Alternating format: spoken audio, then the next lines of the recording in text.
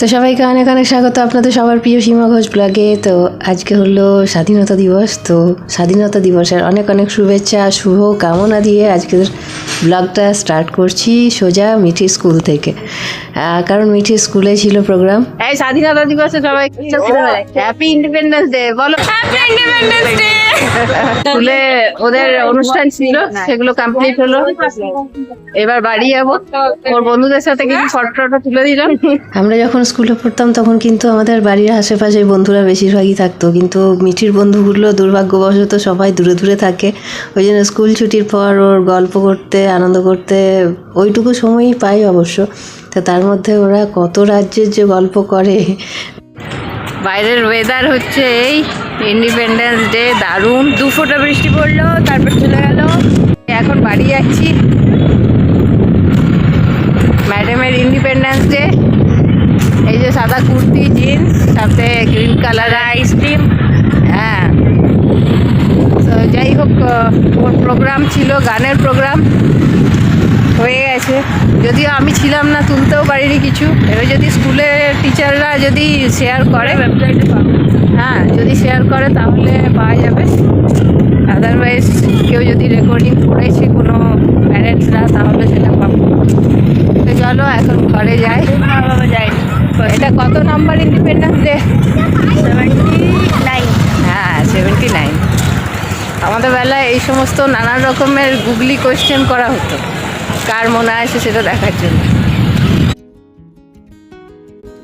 তো বাজে প্রায় বেলা 10টা, 10:30 কাছাকাছি বাজতে চললো। এই যে ফুলঝরা আমাদের প্যান্ডেল কিন্তু অলরেডি শুরু হয়ে গেছে, আর বেশ বড় সড়োই হচ্ছে পুজো। তো যাই হোক, ঘরে গিয়ে রান্নাবান্না করতে হবে, ওই জন্যে এসে আগে একটু টিফিন খেয়ে নিলাম, খেয়ে আগে রান্না শুরু করে দিচ্ছি। কারণ রান্না আজকে এমনিতেই লেটে চলছি, মিঠি স্কুলে গিয়ে স্কুল থেকে নিয়ে আসা, ওই জন্য সময়টা অনেকটা ওখানে গেছে। আর আমাদের সময় আমার মনে পড়ে যে আমরা যখন ছোটো ছিলাম, আমরা স্বাধীনতা দিবসে স্কুলে যেতাম। স্কুলে তো প্রত্যেকটা প্রোগ্রামে নাম দিতামই, পার্টিসিপেট করতাম। তো সেখানে গিয়ে স্কুল ছুটির সময় আমাদেরকে স্কুলে কী দিত বলুন তো?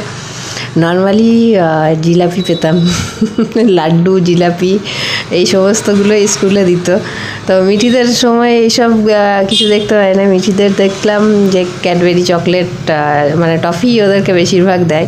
যাই হোক, আর বাবার অফিসেও মাঝে মধ্যে যেতাম যখন, তখন তো গরম গরম জিলাপি সিঙ্গারা কচুরি এগুলো তো পেতাম। তো যাই হোক, আমার পনিরের বাটার মশলা করছি, ওই জন্য কথা বলতে বলতে প্রায় হয়েই এসছে। আর এটা খুব সহজ, তাড়াতাড়ি হয়ে যায় বলে এটাই করলাম আজকে।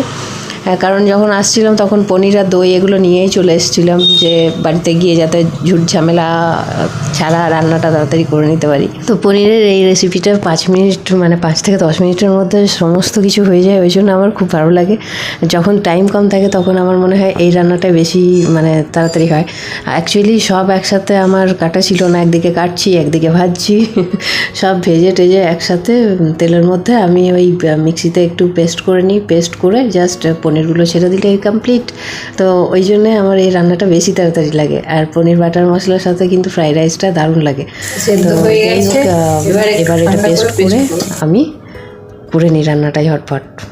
মশলা তো এমনি আগে হয়ে আছে, জাস্ট একটু হয়ে যাক। আর এখানে একটু মিক্সড মশলা রেখেছি, সেটা দিয়ে দেবো। তো বৃহস্পতিবার কোনো রকমের কোনো ব্লগ দিতে পারিনি, কারণ আমার শরীরটা হঠাৎ করে খুবই খারাপ হয়ে গিয়েছিল।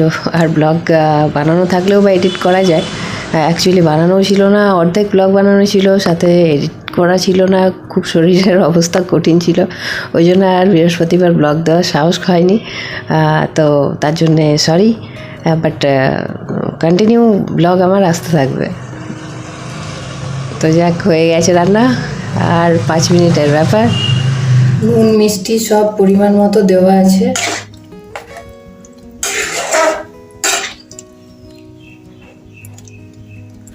যদিও এতে হলুদ দিইনি,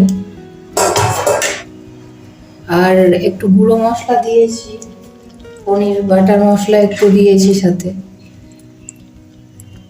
সব হয়ে আছে, এবার একটু 5 মিনিট হোক। মশলা রেডি হয়ে আছে, একটু ঢাকা দিয়ে রাখা থাক।